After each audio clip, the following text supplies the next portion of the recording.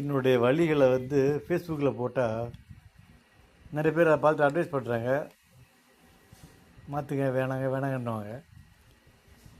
இது இப்போது இந்த யூடியூப்பில் போகிறது வந்து உங்களுக்கு பிடிக்கலாம் கூட நீங்கள் பார்க்க போயிடலாம்.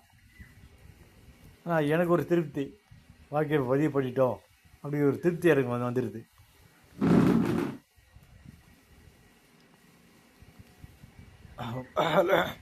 ரொம்ப வறுமையான வாழ்க்கையை கடந்து வந்திருக்கேன், அதை தாண்டி வந்துட்டேன்.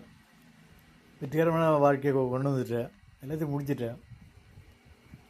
இப்போ உடல் வீணாக போனதால் உயிருக்கு போராடிட்டுருக்கேன். பக்கவாதம் வந்தது, செத்துருக்கலாம், போய்ச்சிட்டேன். ஒரு படிப்புக்காக இதை தம்பி படிப்புக்காக உட்காந்துட்டுருந்தேன். 3 வருஷம் ஆகி போச்சு. இந்த 3 வருஷத்தில் கொஞ்சம் கொஞ்சமாக இம்ப்ரூவ் ஆகி தான் திருப்ப பழைய பாரி போயிட்டுது. ஒரு நாளைக்கு 2 மணி நேரம் தான் தூங்குறேன், 3 மணி நேரம் தான் தூங்குறேன். இவ்வளோ நேரம் கண்ணை மூச்சிட்டு எப்படி உட்காந்துருக்கிறது? வயிற்று பிடிச்ச போல் இருக்குது. எந்த நேரம் வந்து இப்போ மென்டல் மாதிரி மாறிடும் பயமாக இருக்குது. அமைதியாக வாழணும், நல்ல மாதிரி சாகணும்னு நினச்சேன், அமைதியாக சாகணும்னு நினைக்கிறேன். வாழ்க்கையில் எல்லாத்தையும் சாதிச்சிட்டேன், எந்த குறையும் இல்லை, திருப்தியாக வாழ்ந்தாச்சு. வீட்டுக்காரே போய் சத்தம், அவளும் நோயாளி நானும் நோயாளிக்கிறத விட அவளாவது நிம்மதியாக இருக்கட்டும். ரொம்ப கொடுமையாக இருக்கேன், வயிற்றை பிடிச்சிட்டு போக பயமாக இருக்குது.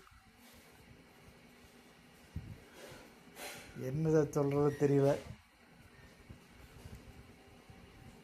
தூக்க மாத்திரை தான் சரியான மருந்து.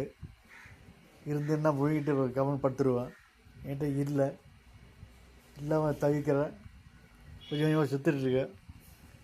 எங்கே போயிட்டு போது தெரியல. நல்லா கவனமாக பார்த்துக்குங்க.